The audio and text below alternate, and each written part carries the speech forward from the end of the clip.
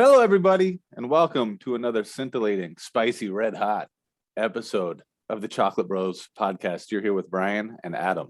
Hey, everybody, I'm Brian, and that's Adam. He's Hey. the vocabulary fellow. Oh, yeah, and also the dude who knows what titles communist dictators don't have. No, I believe you got that incorrect. So let's go ahead and say No, I got that right. We both know you did not say Secretary General, Adam. I said I'm the guy who You knows said president. No, I'm the guy who knows what titles communist dictators don't have. Not which ones they do have. Don't have. I know which ones they don't have. The amount of things you don't know is limitless, Adam. There's no shortage of those. But I almost always get the communist dictator thing right.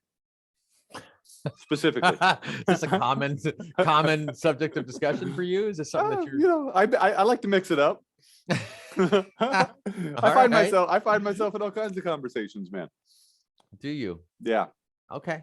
How's this one going so far? Because I feel like it's getting a little off track. It's pretty typical for me. You're a man of many talents and passions, Adam. Especially now that we got the chocolate shop Mm-hmm. and I'm in there hanging out with folks. Mm-hmm. I find myself talking to people about all kinds of stuff. That's in particular, one Mhm. notable conversation I had recently, and I would like you to go ahead and weigh in on this. It Okay. doesn't have anything to do with communism. okay. Somebody raked me over the coals because they didn't like Mhm. the fact that our hot chocolate is made with water. They really were passionate that hot chocolate is better with milk.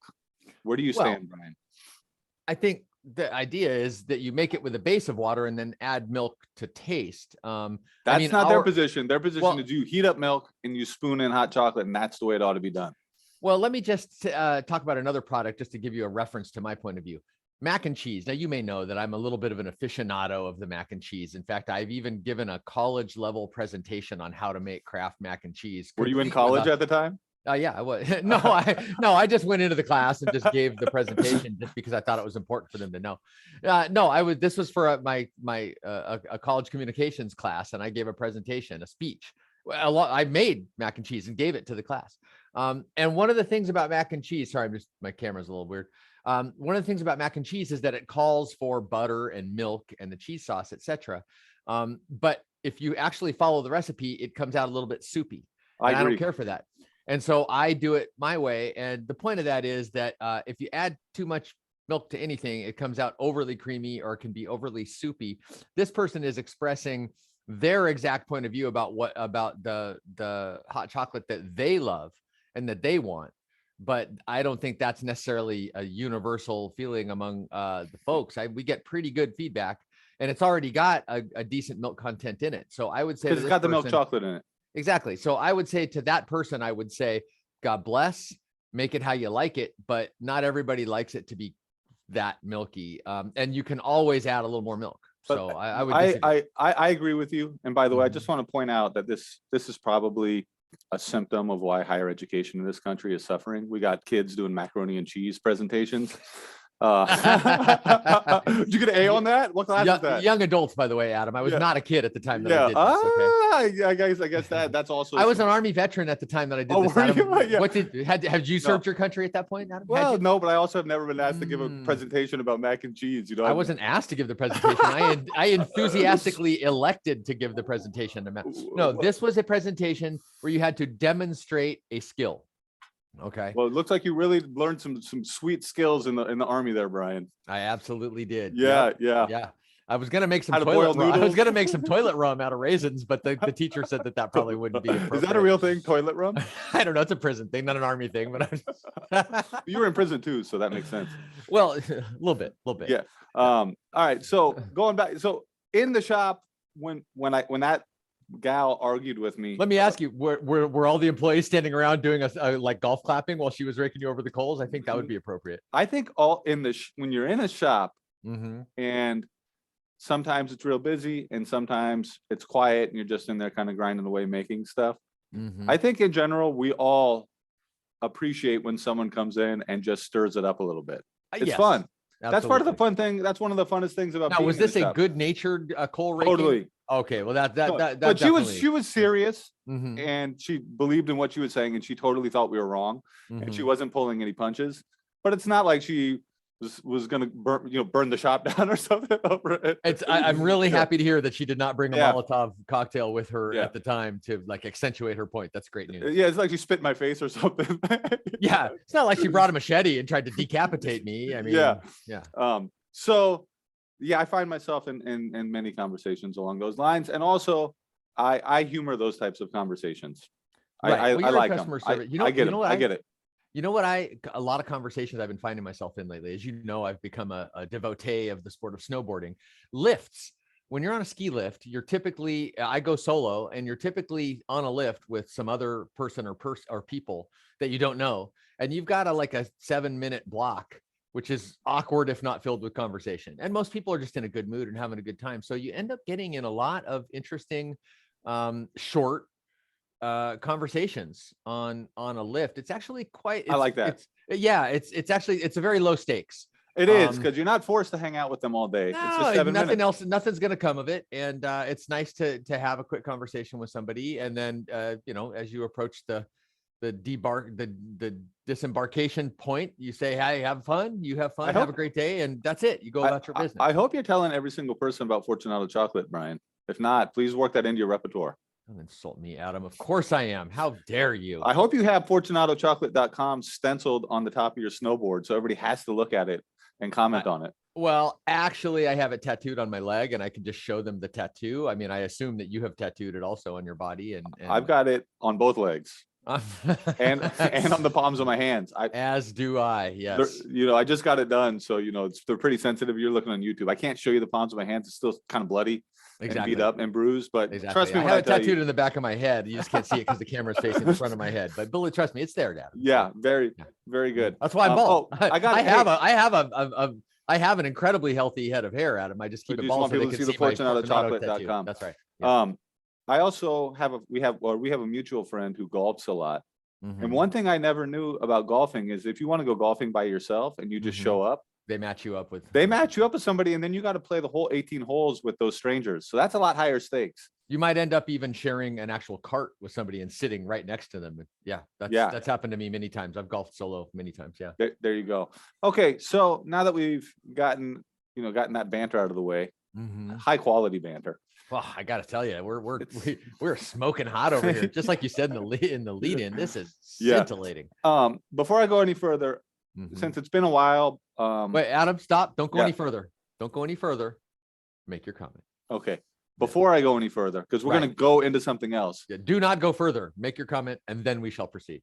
I've already prefaced this comment by saying before I go any further. Right. I'm pre-gaming your preface. That's right. Or extending. It's a preface extension. All right. I already said it, though. A preface-tension. Yeah. All right. So you almost threw me off, but I'm not going to be denied this thing that I want to say. You didn't realize, because you were traveling, that I had guest hosts on the last episode of the Chocolate Bros podcast, including a young 5-year-old named Luca Church and his dad, Daniel Church. His dad, Daniel's pretty interesting. He lived in Georgia and actually lived, I believe, if I recall, he actually lived through a prior Russian invasion when Russia took a piece of Georgia, and he was in Georgia, at the country Georgia, at the time when that happened. Quickly, the capital. Can you say the capital of Georgia? The country? Tbilisi. There you go, bro. I think that's right.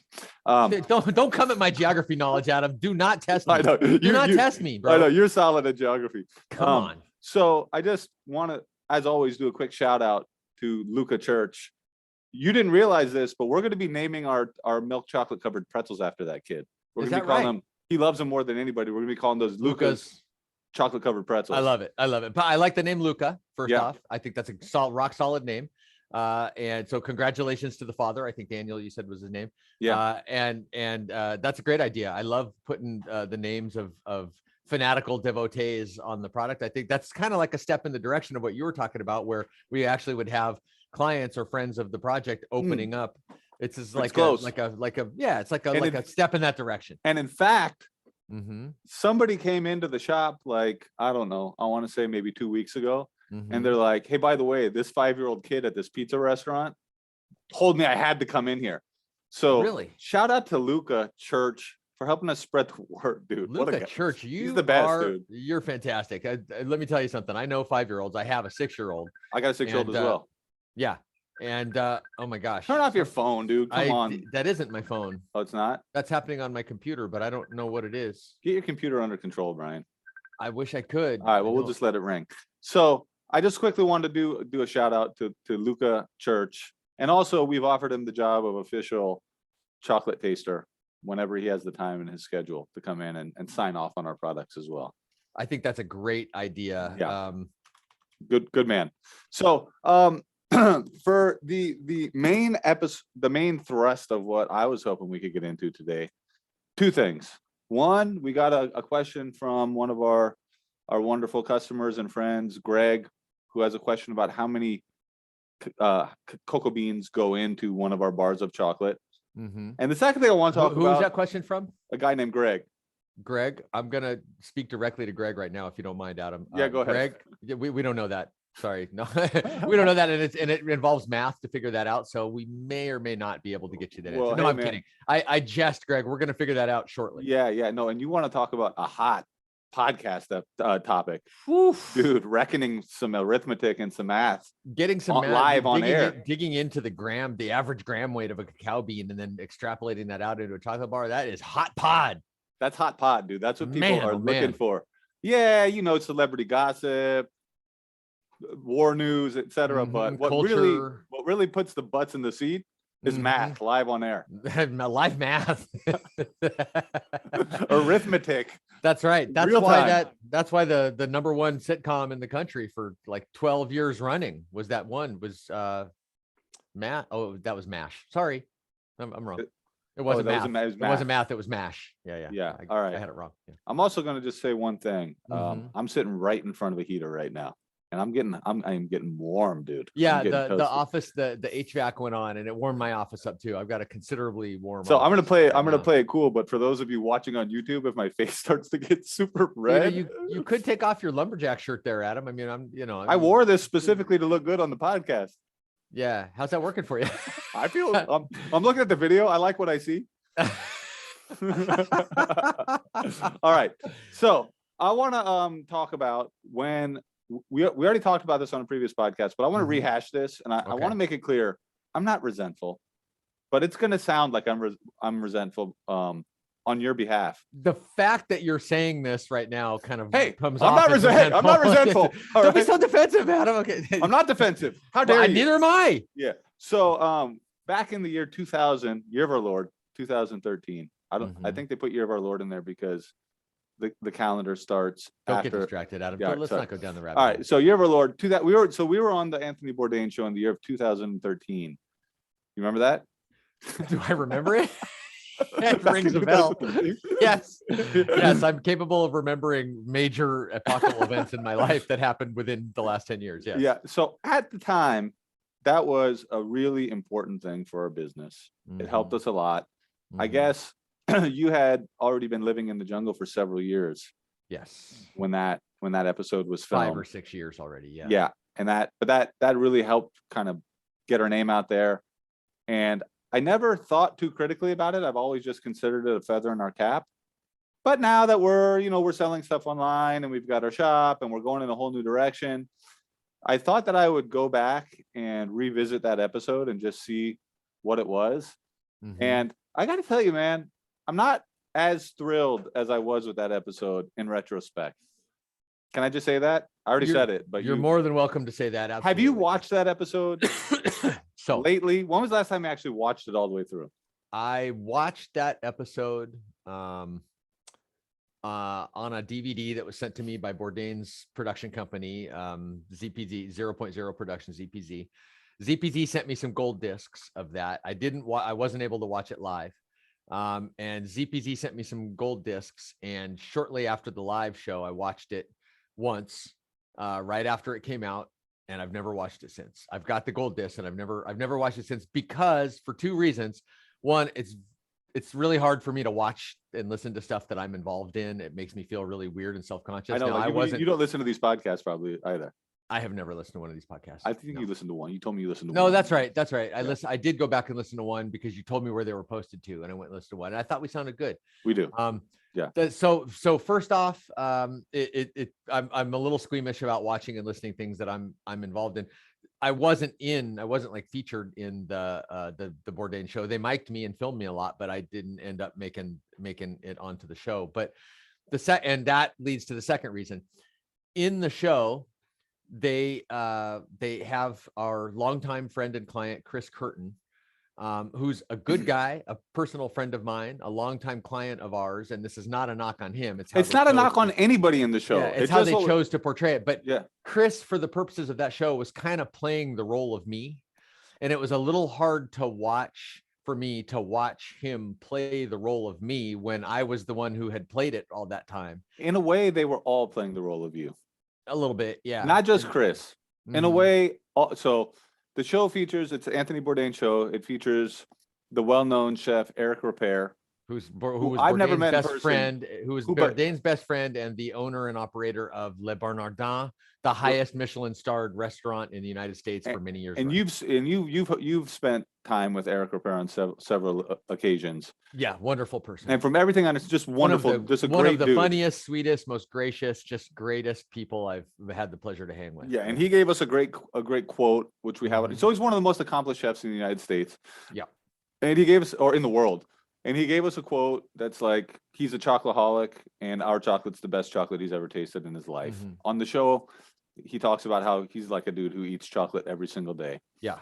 So it's featuring Bourdain, Eric Repair, and Chris Curtin. Chris Curtin of Eclat Chocolat in Pennsylvania. Pennsylvania, who is a longtime client of ours, a good friend of mine personally and of the project, and also who knew Repair and kind of presented our chocolate to Repair and kind of brokered the deal that ended up with Eric Repair and Anthony Bourdain in conjunction with Eclat, with Chris Curtin and Eclat, producing a bar called the Good and Evil Bar, which was our chocolate with our nibs in it, which was a phenomenally delicious. And by the way, the exact really chocolate that was in that bar, the 68% dark chocolate, it's still the same chocolate we sell now, like going on 9 years later. Same recipe, same everything, same cacao. That's right. If you take our profile. 68 and our nibs and put some nibs, put about 14% nibs in a bar of chocolate and then remold it, you've got a Good and Evil bar, basically, which I did. I made a few dozen knockoff Good and Evil bars when I was making chocolate in Tarapoto one time, and they were phenomenal. Oh yeah, yeah. We and every once in a while we make those in our shop as well, molded. Yeah. So that episode, it's really a good episode, like all episodes of Parts Unknown. It's an awesome show. He tastes the food, so you probably don't remember, but he went and ate, like these guys went and ate ceviche. They went to some of the really cool restaurants. There was a part in Lima where they did food stuff in Lima, and then they went to some museum. Yeah, and then there was a part on the coast where they went and saw a shaman, I think. They did, and they did street food, and they ate anticuchos. They did street food. They did all that. They went to the market in Chiclayo, which I know is a pretty cool place that you dig. Yeah, and I've taken many of our visitor groups to, almost every visitor group. Yeah, and then they go out to Campo, and the thing about it is that the presentation of them out in Campo is pretty good, and describes our story quite well. And in fact, if anybody's listening to this, I was thinking about doing something, bro. Let me know what you think about this. I normally am kind of reticent to give my opinion, but this time I'm going to go ahead. I appreciate that. Yeah. So I was looking online. I think on Amazon you can buy an episode of Parts Unknown for like $1.99. Okay. All right.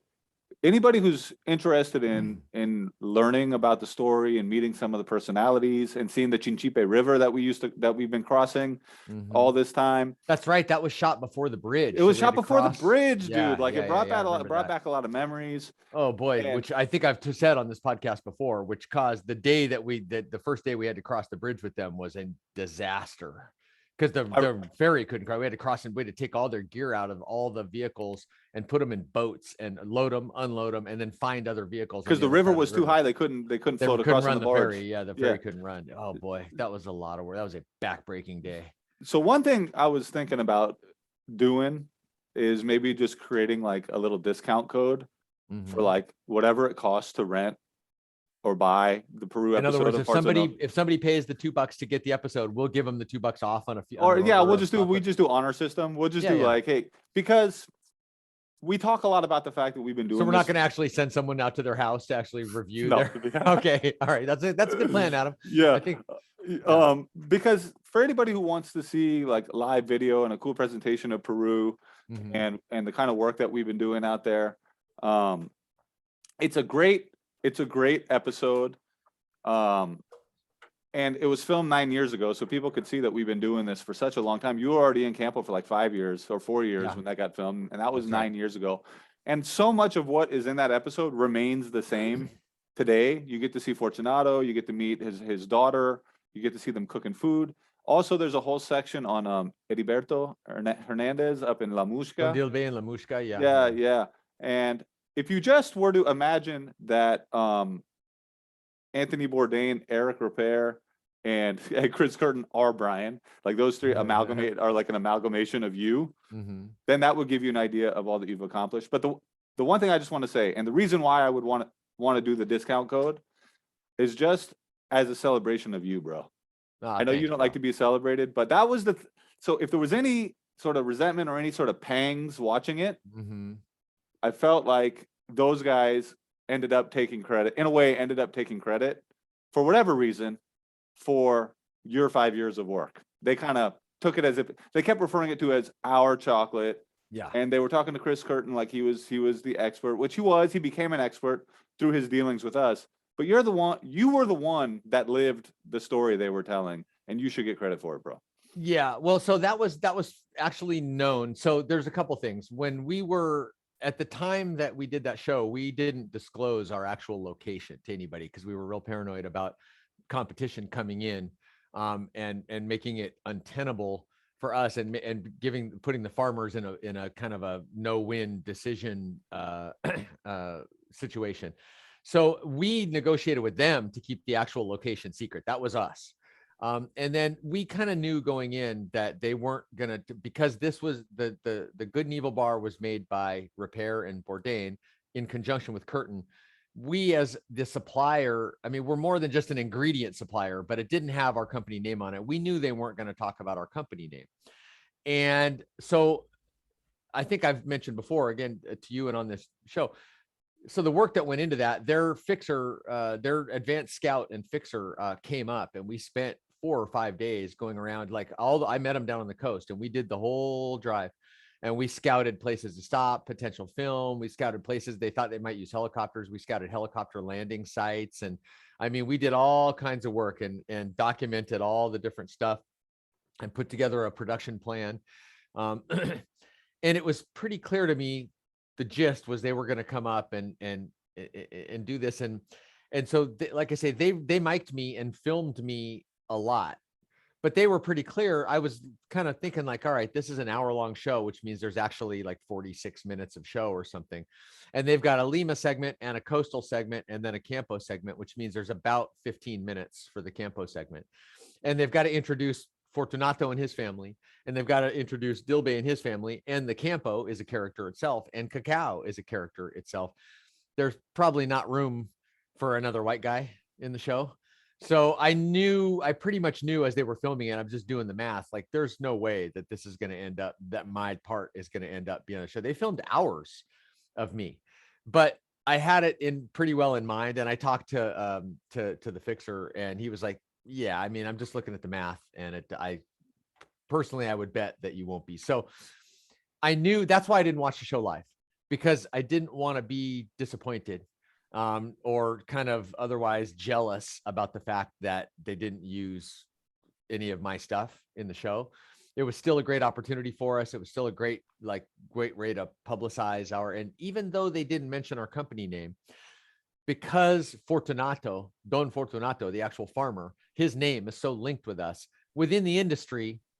As soon as they mentioned the name Fortunato, everyone in the industry knew who they were talking about. But you're right. The millions and millions and millions of viewers that were watching that aren't in the industry would have no way of knowing what was really going on. And we weren't selling to the public at that time anyways. No.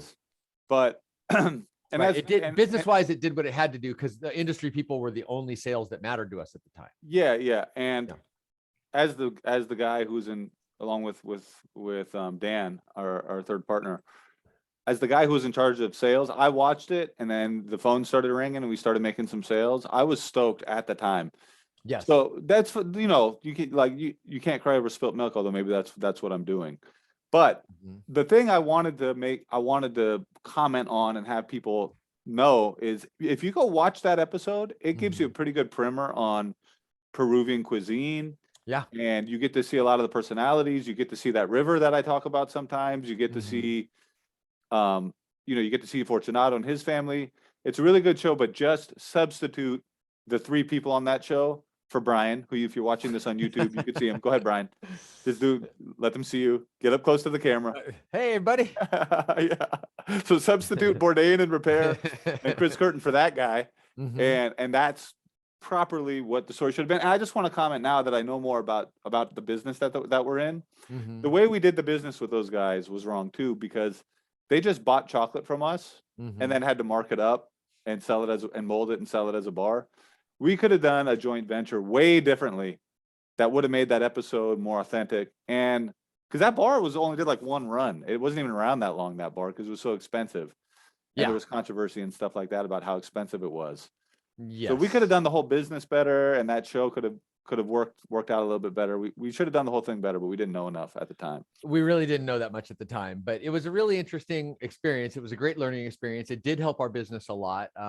And I still have a wonderful memory of the night before filming started. Dan, myself, Eric, Chris, Bourdain, and his site guy, the fixer. We all went out to dinner there in Jaén, Peru, to it's a parrilla joint, a meat, like a barbecue. If I say barbecue joint, a grill joint. It's like a grill joint. It's like a grill joint. Yeah. And Repair had brought a bottle of really nice single malt, like a Balvenie 20 or something.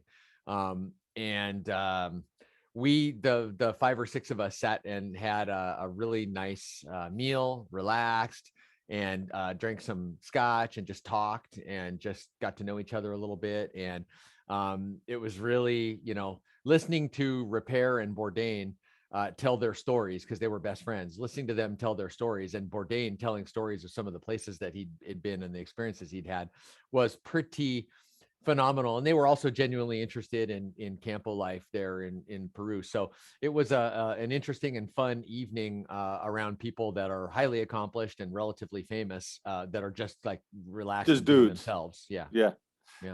All right.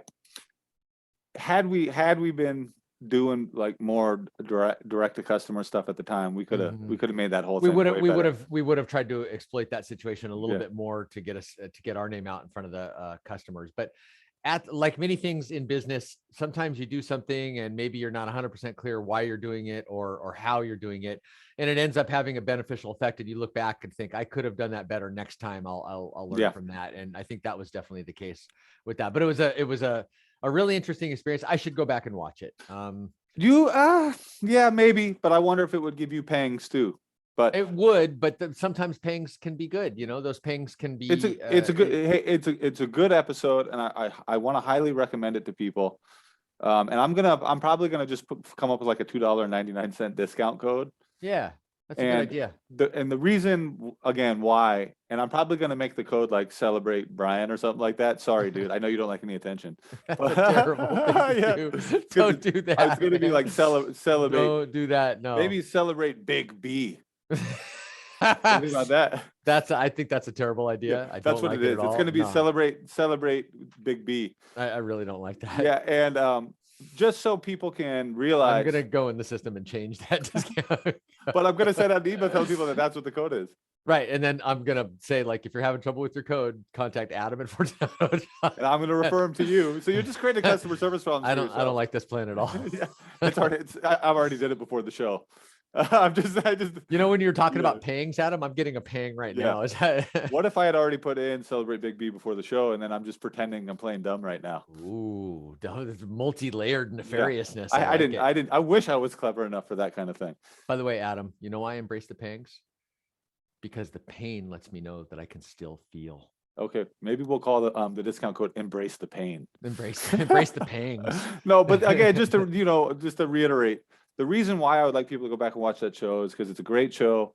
It talks a lot about the Peruvian It really is a culinary little bit of a scene. primer on It on is, our it project. is, Yeah. and like the thing is, we've been doing this a long time. The farmers on that show are still the farmers we buy cacao from all these years later. Yes. The chocolate's the same chocolate. Yep. The river has a bridge over it, but it's the same river. Yep. Those muddy roads that you see are the Although same. ironically, it's the same river, but the water that was moving down the river at that point is long gone out in Is the it? sea. It is. You When can do- see it moving. So is it the same river, Well, Adam? when does the evaporation occur?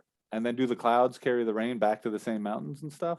Yeah, I don't know about the same mountains because there, well, let's see, you're on the Atlantic watershed there. So it goes all the way out to the Atlantic. Presumably it forms into clouds that then blow out over Africa, I would think.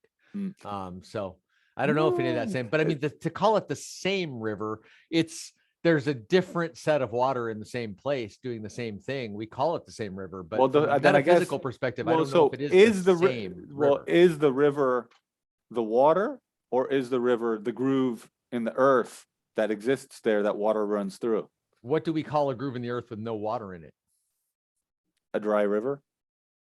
Right. And A riverbed? A riverbed? Arroyo, exactly. It's a river, but the river itself, a river is something that is composed of water. Then should that river permanently be called the Chinchipe River? Shouldn't we have to like name every second? Shouldn't it be every named something millisecond that river actually changes from no matter what So- perspective you're in, that river changes unless your perspective is that of following a particular subset of water all the way down. Well, so I mean, based on how we're describing it, I think you Mhm. have to define a river as the location and the riverbed, not the water, because otherwise you couldn't have a fixed name for a river, because the river's always changing. Unless you had some sort of a consensual agreement, societal level agreement to implicitly accept the fact that every bit of that water is moving and that the river is different every moment, but just for the purposes of constancy to call it one thing. Although, if we're gonna, we could have used this metaphor for people too. In a way, a person is a new person every moment because experiences accumulate and change you as you live your life. Like, are you the same person you were when you were 20? Well, I was talking about a physical thing. You're I talking know, more about a metaphysical But it's thing. Yeah. similar. Like, are you the same human you were when you were 20? No, No, nobody you're is. different, Yes. but you got the same name. Mhm. So it's the container. We're naming the container Right. is what's going on, right? We're Right. not naming necessarily the contents within the container, which would be the Mhm. water and the river. Mhm. We're naming the container. Right. So I Right. think we can say that it That is makes sense. It's the riverbed that defines a river, not the water. Right. Well, they Well- define each other. Okay. You I really can't have one without the other. But no, that's not true. You can have a riverbed without water, but you can't Well, really if it have was all right, let me ask you this: a river without the riverbed. the water dries up right Mhm. there. Is that still called the Chinchipe River? Probably so. You probably would call it the place where the Chinchipe used to be. You think that's what they would call it? I don't know what they would call it, Adam. I haven't taken a poll What do you, of the what do you think? Chinchipe What do you, dwellers. well, what do you think, bro? Ex Chinchipe. They wouldn't call it the ex Chinchipe. They would bro. call it the ex Chinchipe. Would you get serious about this topic, Brian? Come on, Come Adam. on, They man. would call, they'd call it the ex Chinchipe. We're talking about the disappearance of an important river, and you're making jokes. You're making light of it. If it was so important, then why did it go away, Adam? Like, how important could it have been? Lots of important stuff goes away, bro. Can you give me another example, Adam? Hope in the future. That's dark. That just got dark, really dark. Okay. Yeah. Not only do we have to wrap this up because I'm out of time, but I might also just wrap up my life with, No, with my an hope overdose of sleeping pills. Actually, my hope in the future is stronger than ever. Is it But stronger than ever? Well, innocence, loss of innocence, bro. Mm-hmm. Okay. All right. So anyhow, now we want to. So just to transition off of this, well, we still have about 10 more minutes left here. Okay. Just to light things up now. Let's get into some math here. Okay. Okay. All right. So the question from Greg is how many pods, I believe it's how many pods of cacao does it take to make one of our big bars of chocolate? Okay. Let's start at the beginning. One pod of cacao, and this most people that are listening to this probably have an idea, but this is a glass representation of what a cacao pod looks like. and Okay. it's about the size of an It's about the size actual of, it's about the size of a Nerf football. similar in size to my head, but just like in shape, certainly, but a little bit smaller. Yeah, I'm yeah. known to have a skinny, You do. You rather have, small head. you have a So cone head. that's what they look like. And typically, on average, your average cacao pod is going to have like probably 50 cocoa beans in it. 50. About 50. That's Okay. right. On All right. average, that are All right. viable and fermentable, etc. Now, in the business, the benchmark that you want to have in terms of the size of a dry cacao bean is you'd like to have an average of 1 gram per dry cacao bean. So and our beans are on the larger end of things. So let's say that we're achieving that, and each dry bean of ours, it represents about 1 gram of raw cacao.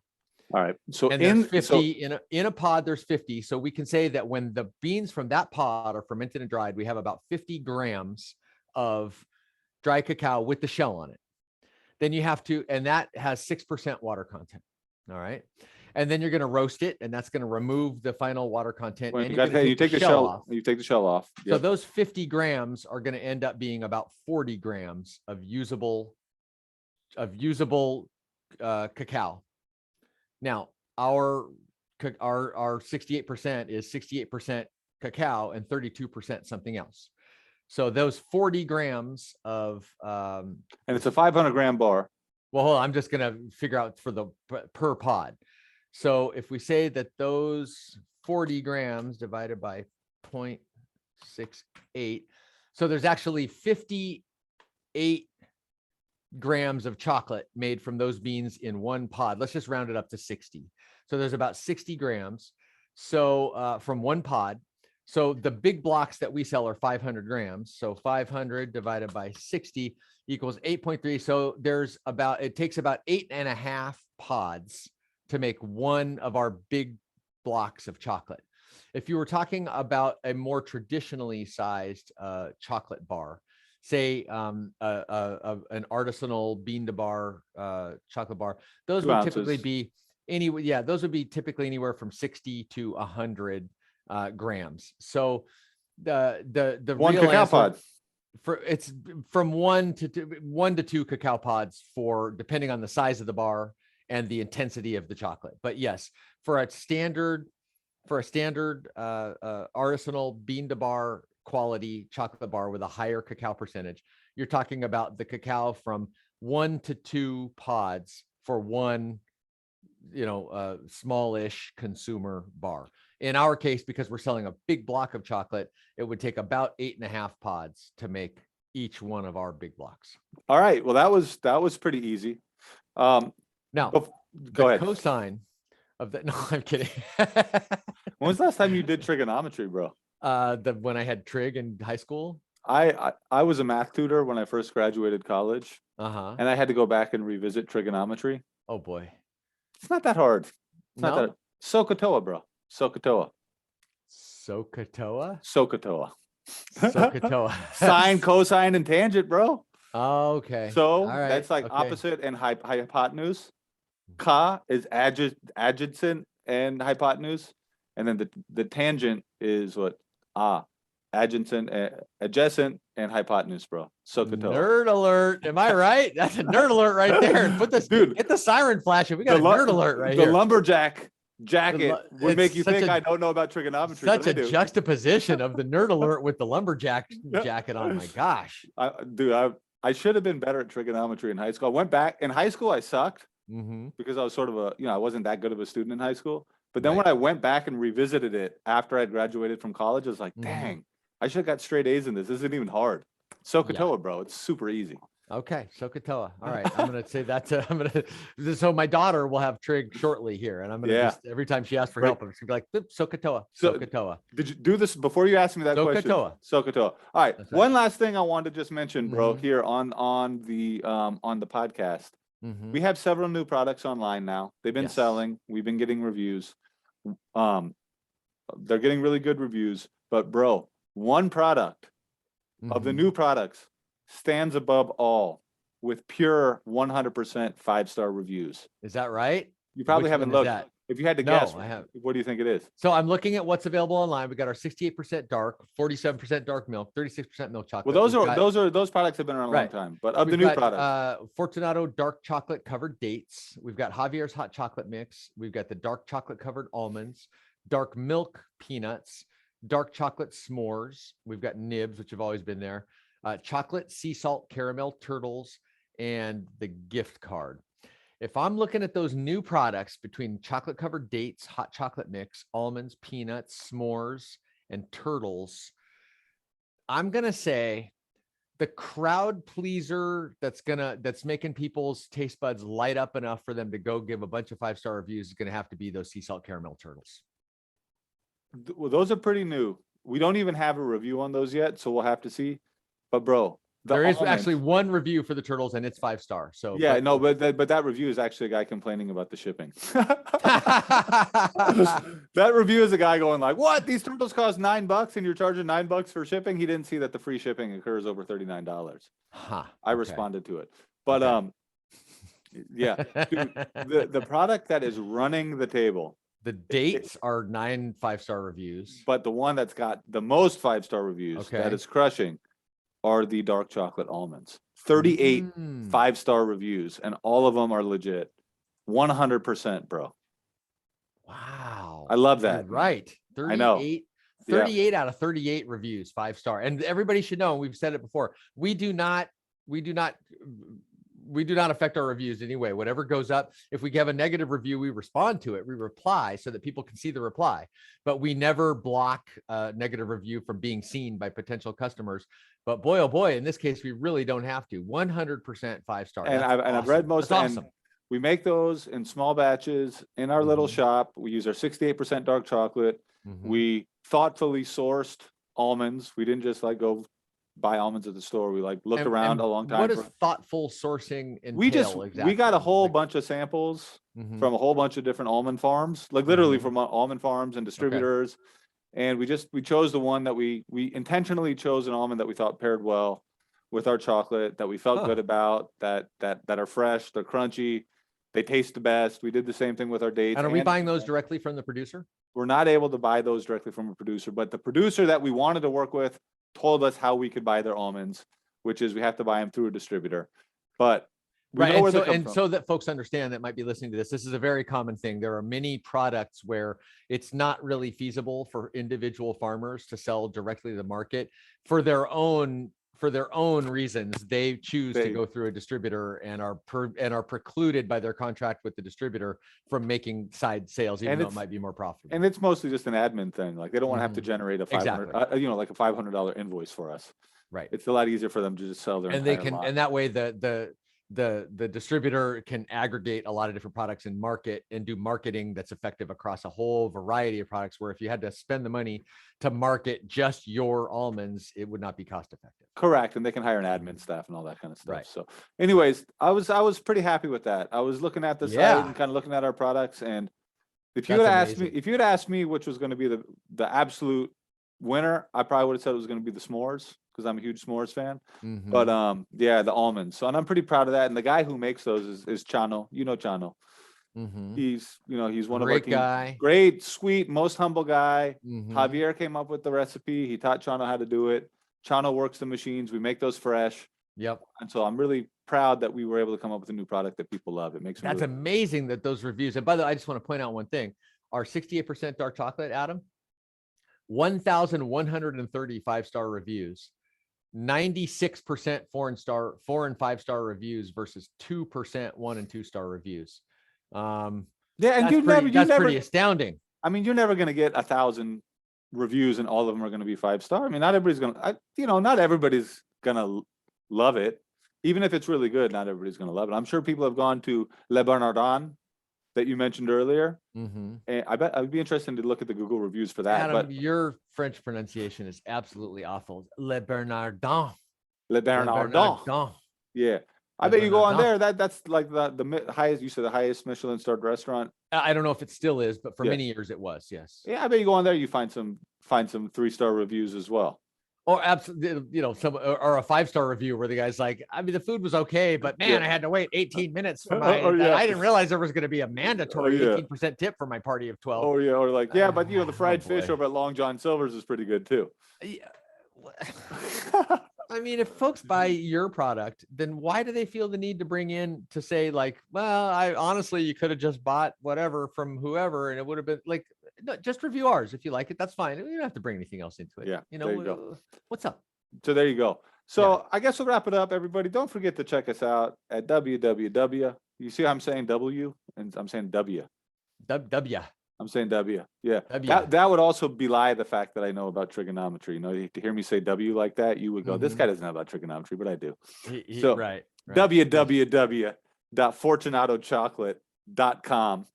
Or if you want to come check us out, if you're in the Issaquah area, come check us out at 1445 Northwest Mall Street, Suite E3. You'll see the signs out there for free hot chocolate. Issaquah, Washington, 98027. We're open 10 to 6, 7 days a week. We'd love to see you. If you want to talk about communist dictators or almonds or whatever, I'm there. We'll get into it. That's right. That long suppressed conversation about Enver Hoxha that you've been waiting to have. The ex dictator of Albania. Or if you want to come in and talk about what kind of nuts communist dictators used to eat, we could talk about that too. Ooh, let's take a deep dive into those communist dictators' tree nuts that they enjoyed snacking on. But no, I just want to say in all seriousness, we are so appreciative. We are. The folks that write in, of the folks that make their orders online, of the folks that come into the store, especially the ones that want to harangue my brother. Come on in and get your harangue on. But no, we're so appreciative. We thank you all so much. Anybody who's listening, we thank you so much for listening, for being a part of this.